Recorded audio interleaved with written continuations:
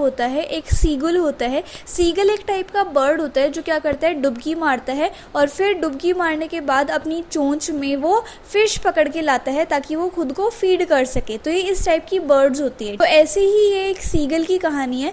उस सीगल की जो फैमिली है उसमें टोटल 6 मेंबर्स थे और ये जो स्टोरी है वो यंग सीगल के बारे में है। यानी वो जो 6 लोगों का परिवार था, 6 मेंबर्स का परिवार था, उसमें से जो सबसे छोटे वाला सीगल था उसके बारे में है ये स्टोरी। ठीक है, तो क्या होता था, ये जो सबसे छोटे वाला सीगल था ना, ये उड़ने से बहुत डरता था। उसे ऐसा लगता था कि अगर वो उड़ेगा ना कहीं गिर जाएगा और गिर जाएगा तो उसका क्या होगा। तो उसके मन में फियर था बहुत ज़्यादा।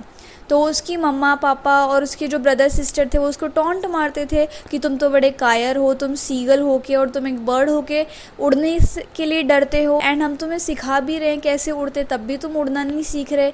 तो मतलब उसकी फैमिली उसको टॉन्ट मारती थी कि तुम बहुत ही ज़्यादा कॉवर्ड हो, कायर हो एंड तुम उड़ते ही नहीं हो। ओके, एंड मतलब उसे काफ़ी टाइम हो गया था, वो उड़ने की ट्राई भी नहीं कर रहा था क्योंकि उसके मन में डर बैठा हुआ था कि वो गिर गया तो क्या होगा। लेकिन उसकी फैमिली जो है उसके लिए वरिड रहती थी कि अगर ये उड़ना नहीं सीखेगा एंड ये अगर उड़ेगा नहीं तो आगे जाके ये खुद को खाना कैसे खिला पाएगा, खुद को फीड कैसे करेगा। तो फैमिली क्या करती है, एक बार प्लान बनाती है कि हम इसको अकेला छोड़ देते हैं एंड मतलब ये खुद करेगा, फिर ये खुद उड़ना सीख जाएगा।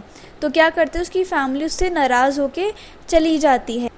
ऐसे वो एक्ट करते हैं कि वो उससे नाराज़ हैं एंड सारी की सारी फैमिली उसको अकेला रॉक यानी कि पत्थर पे छोड़ के चले जाते हैं। तो उसके बाद एक दिन से भी ज़्यादा हो जाता है, उसकी फैमिली उसको नोटिस ही नहीं करती एंड मतलब जो यंग सीगल होता है उसको मतलब बहुत ही ज़्यादा गर्मी लग रही होती है एंड वो भूख से तड़प रहा होता है।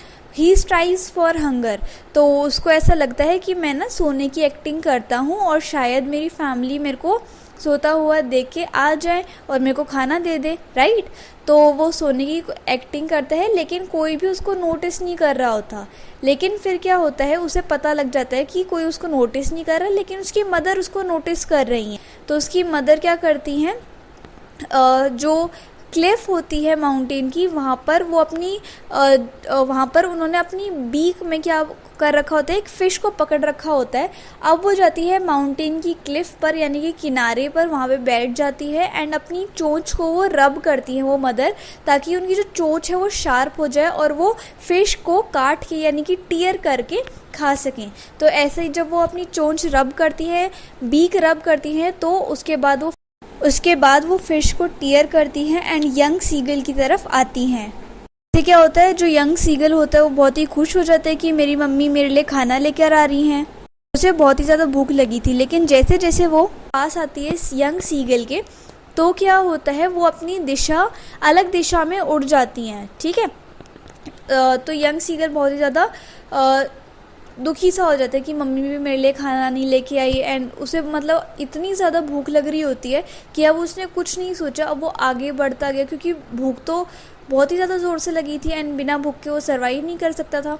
तो उसने क्या किया, आगे आगे बढ़ता गया एंड मतलब उसने थोड़ी बहुत उड़ने की कोशिश की, लेकिन जैसे ही वो उड़ने की कोशिश करने वाला था उसे मतलब डर लग गया। 1 मिनट तक उसके मन में डर लगता गया कि अगर मैं गिर गया तो क्या हुआ। फिर उसने खुद को ही अपने मन को समझाया कि नहीं ऐसा कुछ नहीं होगा, तो ट्राई कर आज, ठीक है।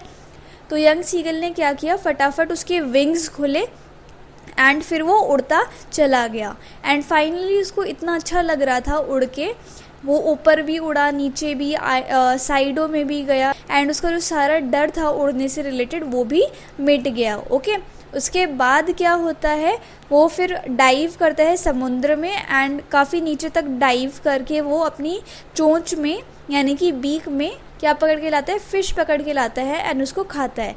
एंड जब वो ऐसा करता है तो उसकी फैमिली जो है वापस उसके पास आ जाती है एंड वो उसके लिए बहुत ही ज़्यादा गर्व यानी कि प्राउड का मोमेंट था एंड फैमिली के लिए भी। एंड